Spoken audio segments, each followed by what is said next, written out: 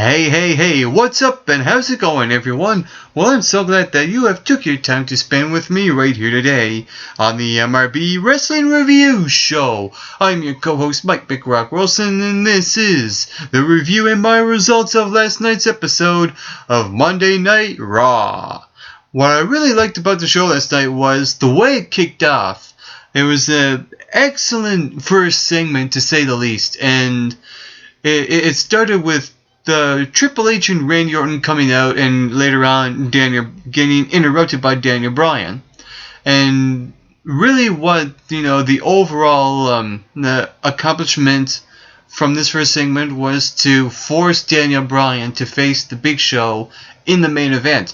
And what I liked about Triple H's promo is that he really took a stab at, the WWE fans, mentioning some beloved aspects of the WWE, referencing Doink the Clown, the Cruiserweight, and the European Championship, and just really taking a stab at the fans and getting all that heat, as much heat as possible in his promo, and his delivery was just fantastic.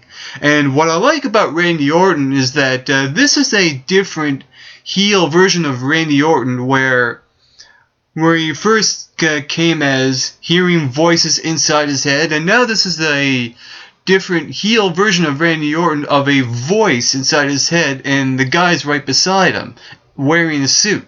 So with all that being said, so far so good for Monday Night Raw. And what I really liked about, this whole build-up to this Big Show and Daniel Bryan match was that later on in the show, Stephanie McMahon came out and aired some dirty laundry while her and the Big Show were in the ring about Big Show's personal life. And that came into play when the main event was taking place. And what was really interesting is that Big Show is kind of playing both sides, even though he's not considered a heel just yet, because he's kind of aligning himself in a way with the McMahons and Triple H, because the way the show ended when Big Show punched Daniel Bryan, and really felt bad about it, and Triple H always mentions what's good for business, etc., etc., and I think that, this will be a huge, turning point for the Big Show in a storyline perspective. And here's the interesting thing. I don't know if Big Show will be the first to lash out or speak out in regards to all the superstars of the WWE roster. I think, of all people, Dolph Ziggler will come out and probably lash out to Triple H, because he's a guy that's not one to be silent. And for that reason, also, if he does speak out, this will catapult him into the top where he should be, and not what happened with Cody Rhodes, which I will get to later on. Also last night, The Miz defeated Fandango, and I feel that, these two guys right now have a real huge dark cloud over their status as a WWE superstar, because the Fandango Song of Deads has come and gone now, and The Miz is not the guy that he should be.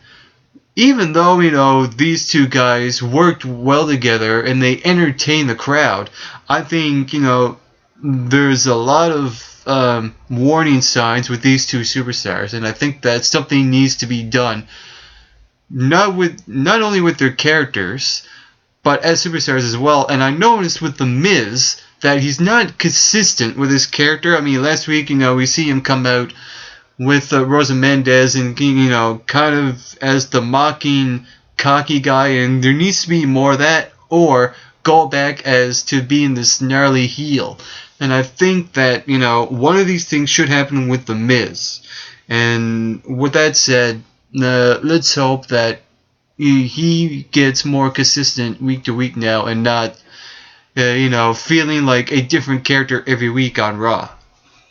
Also last night, Ryback defeated Dolph Ziggler only to have Dean Ambrose attack Dolph Ziggler before the match. And I like that this happened because it looks like they're going this direction where Dolph Ziggler might get a shot at the United States Championship. Even though this is a step back for Dolph Ziggler, I feel that this one-on-one match will be an excellent wrestling match.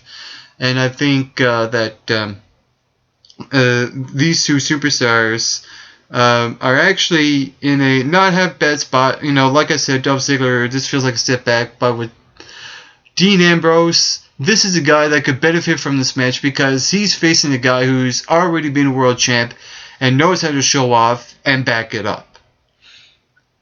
Also last night, the Primetime Players defeated 3MB, and I feel like that now that the Primetime Players are also in a good spot right now. You know, they're a tag team, they're baby faces, and eventually, hopefully, something will happen with them going into Night of Champions, perhaps facing the Shield for the Tag Team Championships. I think right now the Primetime Players are that team to face Seth Rollins and Roman Reigns. And speaking of baby faces, Cody Rhodes last night. I think Cody Rhodes last night on Monday Night Raw was absolutely amazing. What happened was, first off, you see Cody Rhodes coming in the backstage, you know, talking about this whole thing now with Triple H and Randy Orton, and kind of got him in trouble for speaking out, even if it's just for a little bit, but not really speaking out. And Triple H forced him in a match against Randy Orton in a non-title match.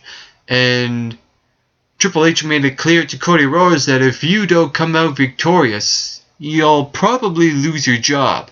And what happened was that when Cody Rhodes was wrestling Randy Orton in that one-on-one match, I thought Cody Rhodes last night put a lot of heart and soul in this match, and he was very believable and very realistic, and those two aspects last night played out really well in most of the segments.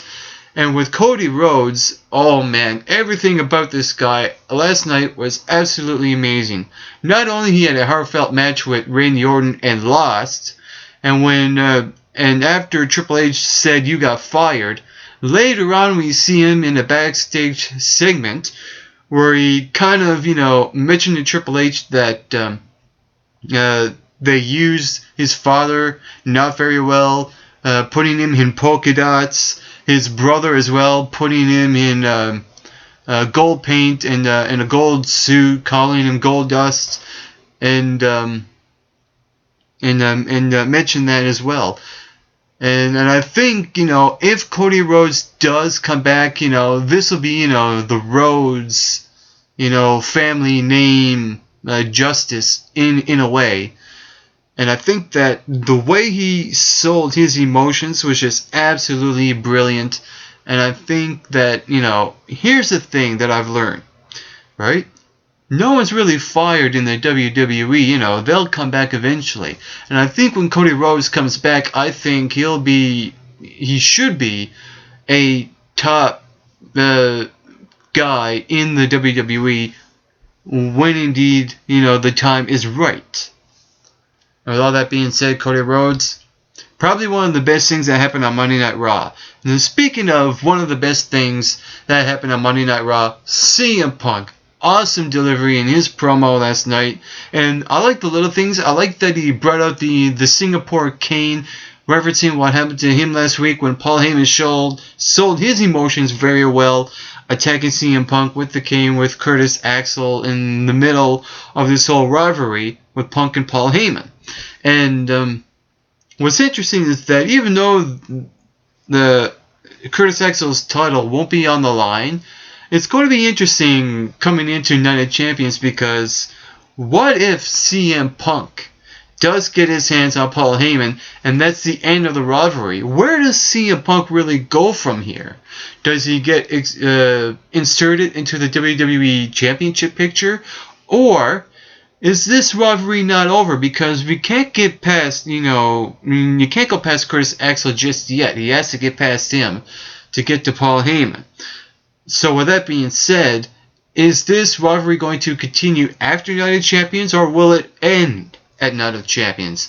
We'll see what happens within those next couple of weeks going in to their next pay-per-view event. Also last night, a Triple Threat Divas title number 1 contenders match took place. And Natalya, Naomi, and one of the Bella Twins, I think it was Brie Bella. And with that being said, I like how the match ended because, last week, we saw AJ come out and, deliver her really good promo talking about how she's the Divas champ and, hey, I'm not on this new weekly Divas show and I should be. And with that said, I like how, AJ Lee came in and interfered in this match and caused a disqualification. But here's the interesting thing. Usually triple threats are not really, usually triple threats have no disqualification, but I guess the exception is this is a Divas match, so that is pretty understandable. And with that being said, I like how, even though it was poorly done, it wasn't really over with the crowd, I like how it was done, and the way that, AJ Lee was attacked from all the Divas on the Total Divas show, and going into this match, it will be a fatal four-way match, which we learned on the WWE app.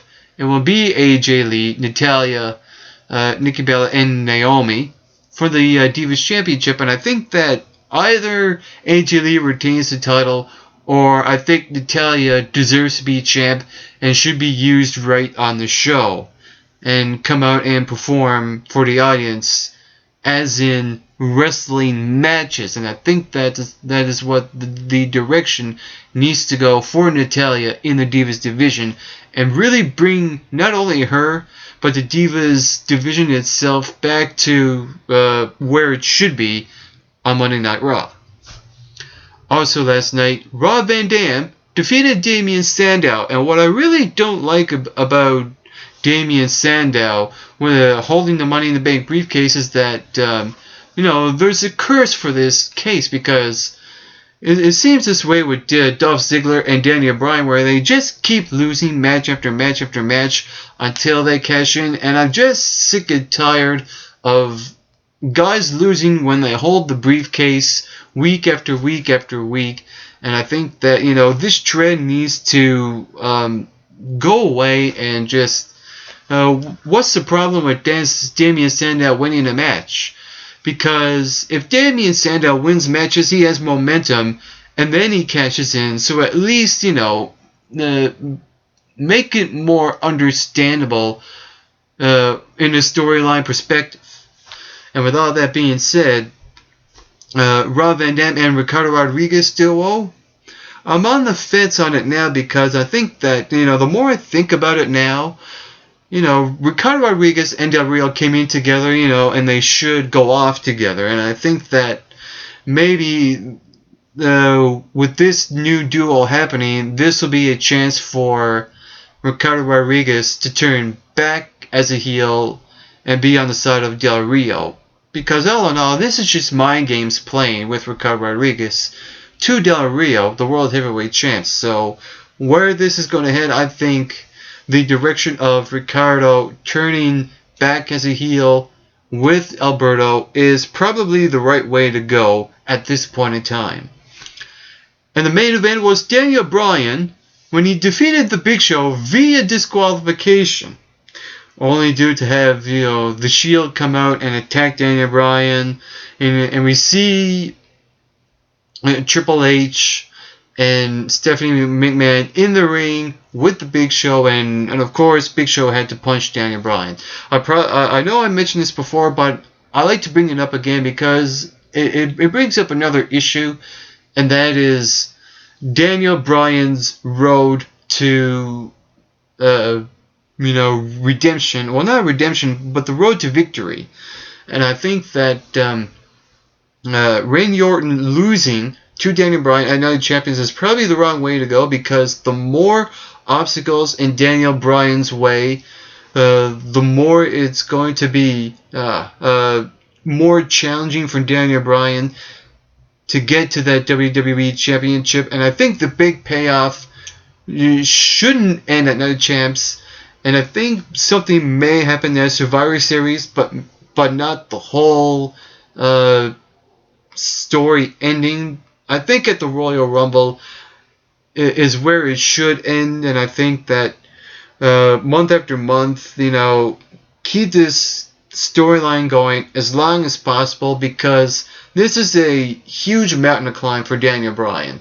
And I think the bigger the challenge, the bigger the payoff for Daniel Bryan. And that was my review of WWE Monday Night Raw.